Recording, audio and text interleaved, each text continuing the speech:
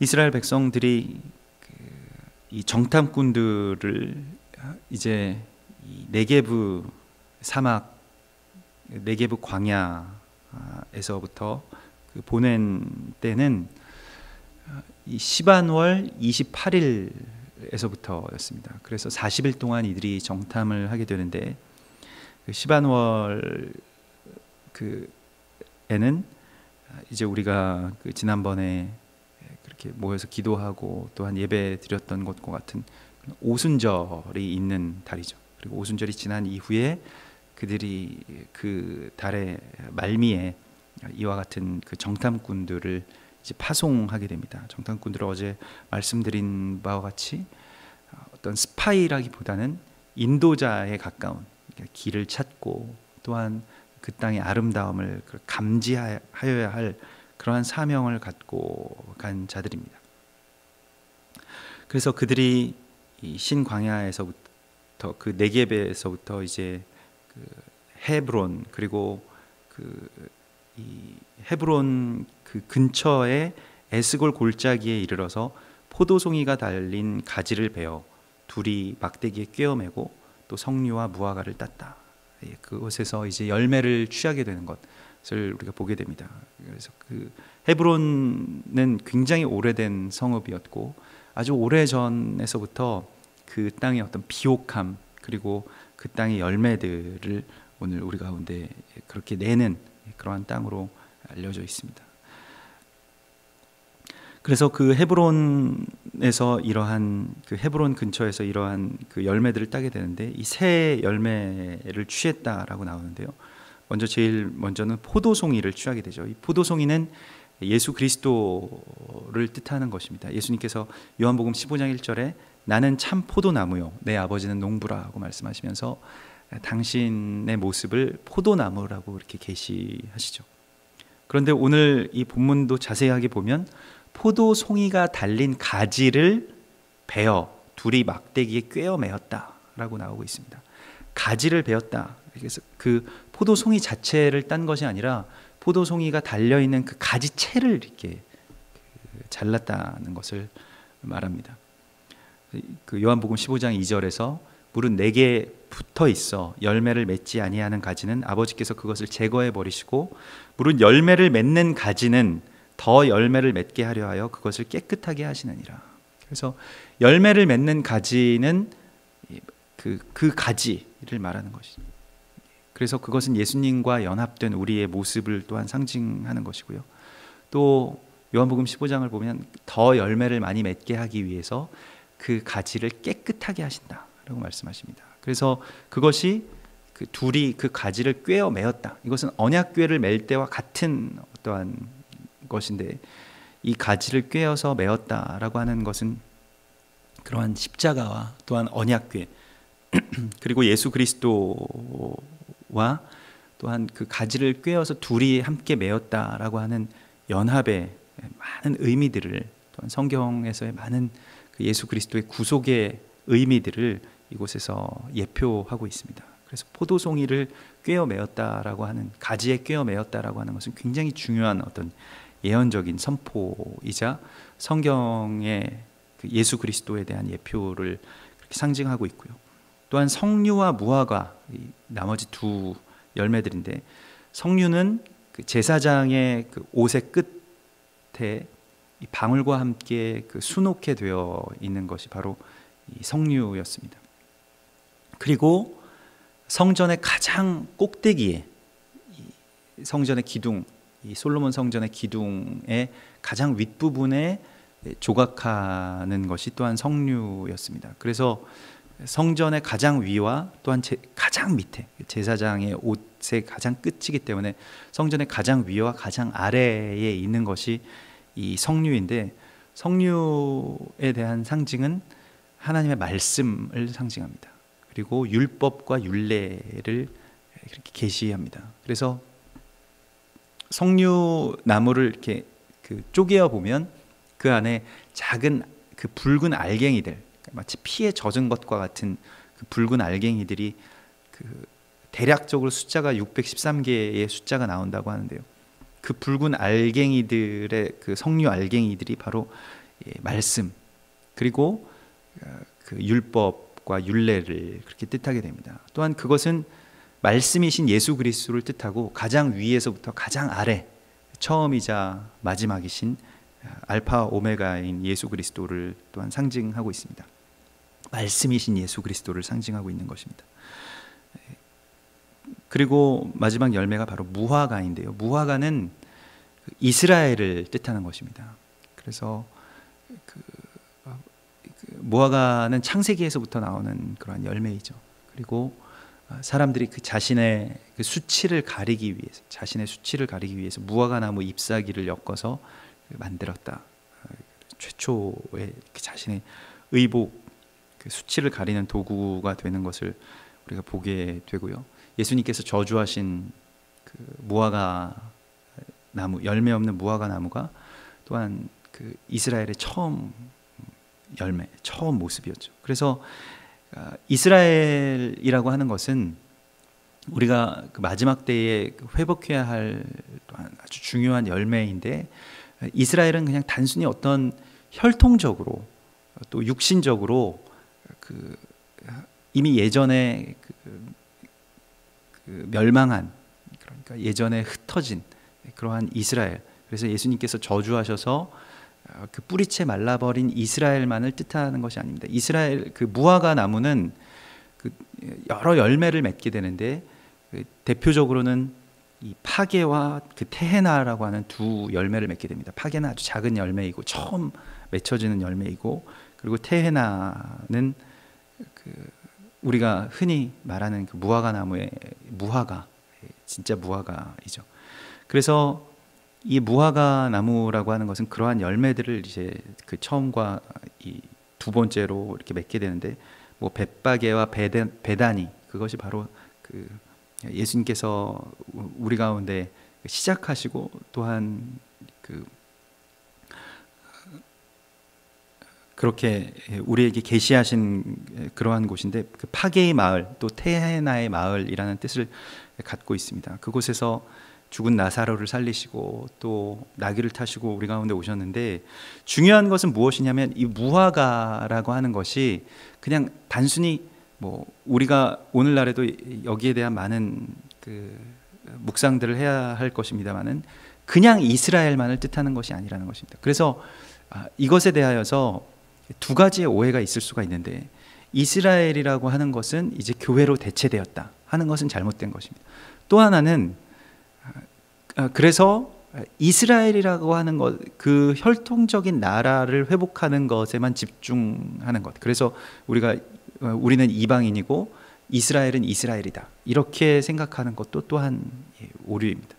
그 이스라엘은 또한 우리에게 열려있는 이스라엘입니다. 그래서 우리가 그리스도 예수 안에서 하나가 되고, 또한 아브라함의 자손으로 한 이스라엘이 되는 것, 그래서 흩어진 모든 이스라엘의 지파들이 유대와 하나가 되는 것이 이스라엘입니다. 그러니까 에브라임과 유다의 연합, 이것이 바로 이스라엘입니다. 흩어진 나머지의 10지파가 다시 돌아와서 유대 지파와 또한 베냐민 지파와 하나가 되는 것이 결국 메시아를 통해서 이루어질 일이고, 우리가 이스라엘인 것입니다. 그래서 우리가 다 같이 하나가 되어서 이스라엘을 이루게 되는 것이 결국 하나님의 역사의 완성이 되는 것입니다. 이것이 무화과입니다. 이것이 참된 무화과를 말하는 것입니다. 이사야서 38장에 보면 히스기야는 굉장히 거룩한 왕인데, 히스기야가 발병이 나서 죽게 됩니다. 그때에 이사야를 통해서 하나님께서 그 히스기야를 고쳐주시는 그 장면이 나오는데, 이사야가 이르기를, 이사야서 38장 21절에 보면 이사야가 이르기를 한 뭉치 무화과를 가져다가 종처에 붙이면, 이것을 다른 그 역대서에서는 한 그 무화과 나무의 반죽을 가지고 와라, 그래서 하나로 이것을 만들어라, 한 뭉치로 만들어라 고 해서 그 종처에 붙이면 왕이 나으리라고 말하고 있습니다. 그래서 다시 오시는 이 메시아에 대한 예표가 하나 된 무화과 나무의 열매로 말미암아서 이것이 이루어질 것이라는 것을 말씀하고 있습니다. 그래서 이것이 우리가 참 이스라엘을 이루게 되는, 우리가 이 무화과의 열매가 되는 그런 거룩한 역사입니다. 그래서 중요한 것은 지금 유대인들과 우리가 하나가 되는 것이 바로 이 무화과 나무의 열매를 맺히게 되는 아주 거룩한 예표라는 것을 우리가 알아야 합니다. 그래서 24절에 이스라엘 자손이 거기서 포도나무를 베었으므로, 포도를 베었기 때문에 그곳을 에스골 골짜기라고 불렀더라, 이렇게 말하고 있습니다. 에스골은 이 송이 한 덩어리라는 뜻을 가지고 있고, 이것은 그 에세크라는 그 어원에서 나온 말인데, 이것은 함께 묵다 또는 생명의 씨앗, 그러한 아주 그 생명의 씨를 말하는 것입니다. 그래서 그것을 이제 에스골이라고 하는데, 포도를 베었으므로 그곳을 에스골 골짜기라 불렀더라고 하는 것 자체가 또한 예언입니다. 그래서 예수 그리스도께서 죽으신, 예수 그리스도께서 그렇게 이제 죽은 십자가의 사건과 함께 그리스도 예수께서 그는 우리의 화평이신지라 둘로 하나를 만드사 중간에 막힌 담을 허시고 우리 가운데 한 세 사람을 이루어 평안하게 하시는 예수 그리스도를 예표하는 것입니다. 그래서 예수 그리스도의 죽음은 포도 가지가 베어진 것과 같은 다른 묶임, 연합, 에스골을 이렇게 성취하신 것입니다. 그래서 창세기 14장에서 아브라함이 이 소돔과 고모라에 쳐들어온 그 악한 왕, 그래서 그러한 그 악한 왕들을 내어 쫓는 전쟁, 이 가나안 전쟁을 할 때에 연합한 사람들이 에스골 그리고 마므레와 아넬이었습니다. 그래서 에스골이 그 중심에 있고 에스골의 형제 마므레와 또한 에스골의 형제 아넬과 함께 그곳에서 연합하였다라고 말합니다. 그래서 아브라함과 동맹한 사람들의 중심에 서 있는 사람이 바로 에스골이라는 사람이고, 또한 여기에 있는 이 에스골, 이 지명도 그와 같은 연합과 동맹을 그렇게 예표하고 있습니다. 그래서 한 세 사람, 예수님께서 베어지신 그 자리가 한 세 사람의 자리가 되는 것입니다. 그것이 또한 이스라엘이고, 또한 그것이 그리스도 예수 안에 있는 우리들의 사명인 것입니다. 그래서 이제 40일 동안 땅을 정탐하기를 마치고 돌아왔다라고 하는데, 그것이 그 아부월 8일입니다. 그래서 그 땅에 과일들을 보이고, 과연 그 땅에 젖과 꿀이 흐르는데 이것이 그 땅의 과일이니다라고 보여줄 때만 해도 참 좋았어요. 그런데 그러나 그 땅 거주민은 강하고 그 성읍은 견고하고 심히 클 뿐 아니라 거기서 안악 자손을 보았다라는 그 두려움에 대해서 그렇게 이야기합니다. 그때 갈렙이 먼저 나서게 되죠.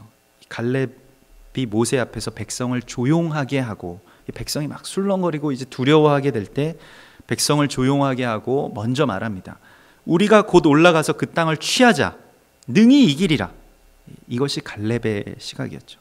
그래서 오늘 이 30절에 나오는 이 갈렙이라고 하는 인물을 정말로, 이 갈렙은 그들의 마음과 달라서, 이 신명기서에서는 그렇게 나오는데, 갈렙은 정말로 하나님의 마음을 가지고 있었습니다. 우리가 이 세상에 속한 사람이 아니라 하늘에 속한 사람의 마음인 이 갈렙의 마음을 우리가 가져야 하겠는데요. 이 갈렙이라고 하는 이름은 이 켈렙, 거기에서 나온 것인데 개라는 뜻을 가지고 있습니다. 우리가 개라는 것이 아주 비천하고, 또 우리는 별로 그렇게 좋은 뜻으로 많이 쓰지는 않지만은, 이 개라는 이름을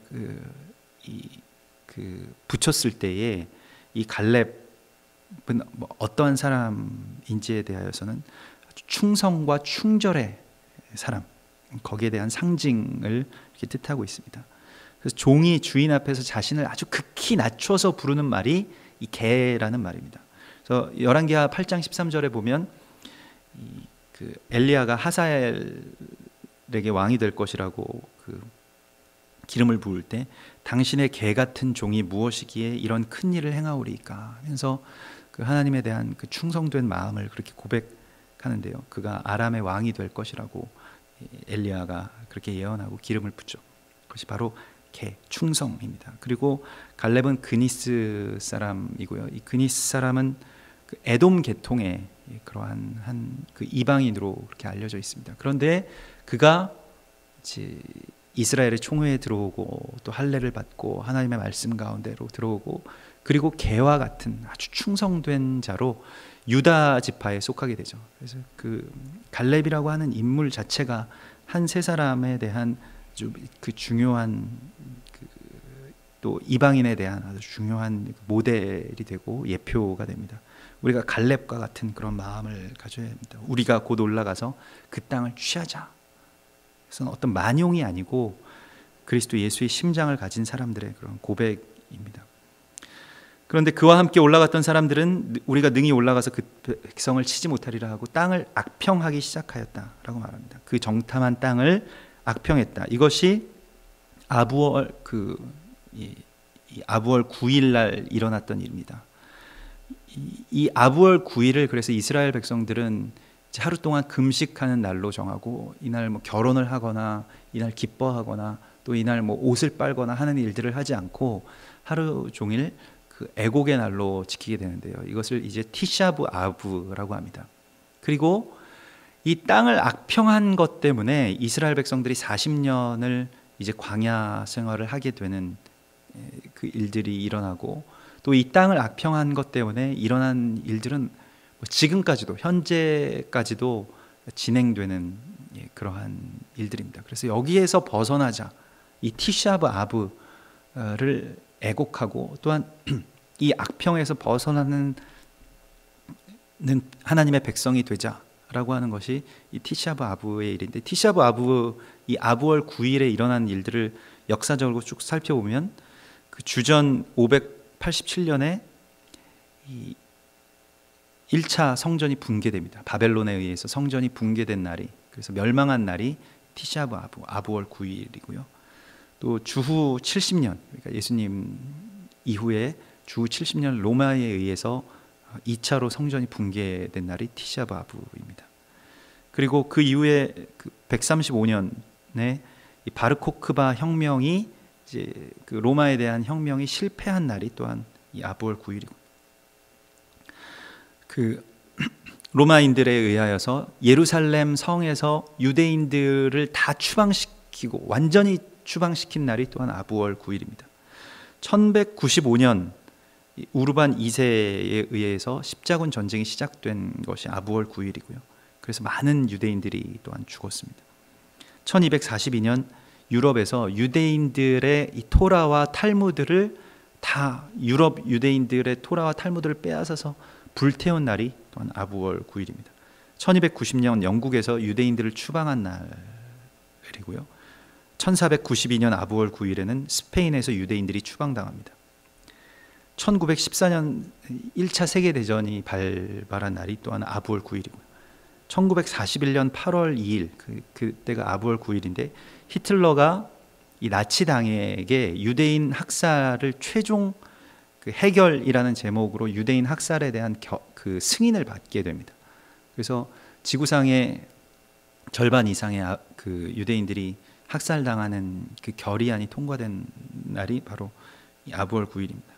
1972년에 그때는 이제 7월 23일이었는데 바르샤바의 그 유대인 지구 이 게토에서 유대인들이 대량 추방당한 때가 또한 아부월 9일이고 1994년 그 아르헨티나 부에노스아이레스에서 유대인 회당에서 85명이 죽게 되는데 그 폭탄 테러로 죽게 되는데 그때가 아부월 9일입니다. 그 최근에는 가자 지구의 유대인 8,000명을 강제로 그 이주 그곳에 정착하여서 살고 있던 유대인 8,000명을 쫓아내고 팔레스타인 자치 지구를 만든 날이 또한 그 아부월 9일입니다. 그래서 아부월 9일은 이 티샤브 아부에서는 계속 이러한 그 어떤 그 유대인들이 고난을 당하고 핍박을 당하고 그 저주에 처해지는 그러한 것들이 반복된다라고 하여서 유대인들이 가장 이 날을 경계하고 또 이 날에 기도하고 애통하는 날이고 통곡의 벽 앞에 모여서 많은 유대인들이 그렇게 눈물을 흘리면서 기도하는 때이죠. 올해는 7월 15일이 바로 티샤브 아부입니다. 그 땅에 대한 악평으로 말미암아서 돌이킬 수 없는 길에 빠지고 마는 것이 하나님의 백성들의 아주 가장 심각한 그런 죄악들입니다. 하나님이 언약하신 땅에 대한 악평, 그것은 하나님에 대한 악평을 하는 것이고 성령에 대한 악평을 하는 것이죠. 그래서 이것을 저주한 자는 용서를 받지 못한다 라고 하시는 그러한 예수 그리스도의 말씀처럼 이것에 대한 저주의 마음들이 우리 가운데 있다면 그것을 없애달라고 우리가 기도해야 할 것입니다. 어쩌면 우리들의 안에 있는 그런 마음들은 12명의 정탐꾼들이 있다면 10명은 이와 같은 악평을 쏟아내고 있을 것입니다. 무엇이 안 좋고 어떤 상황들은 잘못되었다. 우리가 하나님의 일들을 하고 하나님의 약속 가운데 있지만 이것 때문에 우리는 할 수 없다라고 하는 것들이 우리 안에 있을 것입니다. 그리고 계속해서 그 악평을 쏟아내는 것이 나를 지배하느냐, 아니면 이 갈렙과 같이 충성된, 정말로 내가 어떻게 되든지 또한 그러한 것들과 상관없이 우리가 정말로 그 충성되고 또한 하나님의 맡은 것을 그렇게 이 땅 가운데 선포하는 자들이 되느냐 하는 그 기로에 우리가 서 있습니다. 그래서 우리가 두루 다니며 정탐한 땅은, 그래서 정말로 충성된 개의 마음으로 이 땅을, 정말로 주님께서 주신 땅을 두루 다니며 정탐하고 심히 아름다운 것들을 바라볼 수 있는 눈을 달라고 우리가 그렇게 기도해야 할 것입니다. 그래서 이번에도 우리 예배팀이 이스라엘 다녀왔습니다만은 마치 그 등반가들이 에베레스트에 오르기를 그렇게 소망하는 것처럼 사람들이 이해할 수 없고 목숨을 걸고 또 자기에게 아무런 유익도 없는 그곳에 정말 위험한, 그리고 정말 손해보는 그 일들을 왜 하는지 모르겠다라고 하는 것과 같은 일이긴 하지만은, 그러나 하나님께서 주신 그 땅에 대한 아름다움 때문에, 또한 그 땅에 대한 언약 때문에 우리가 기꺼이 우리의 나머지 그 열의 아픔과 그러한 상실과 손해들을 무릅쓰고라도 그 땅의 심히 아름다움을 바라볼 수 있는, 그래서 그곳에 가나안 땅이 있기 때문에, 그곳에 하나님의 약속이 있기 때문에, 그곳에 포도나무와 무화과 열매가, 또한 석류 열매가 있기 때문에 우리가 그 땅을 향해서 나아가고 그것의 아름다움을 바라볼 수 있다면 우리가 다시 이 티샤브 아부의 그 저주 가운데로 돌아가지 않고 이러한 그 은혜와 또한 마침내 갈렙과 여호수아가 가장 중요한 이 출애굽의 또 가나안 땅의 그 역할을 하지 않습니까? 갈렙이 헤브론 땅을 차지하고 여호수아가 온 이스라엘 백성들의 지휘관이 되어서 그 땅을 차지하게 되는 그러한 은총이, 또한 그러한 연합이, 그러한 에브라임과 유다의 하나됨의 역사가 우리를 통해서 일어날 것을 믿습니다. 우리 같이 기도하겠습니다.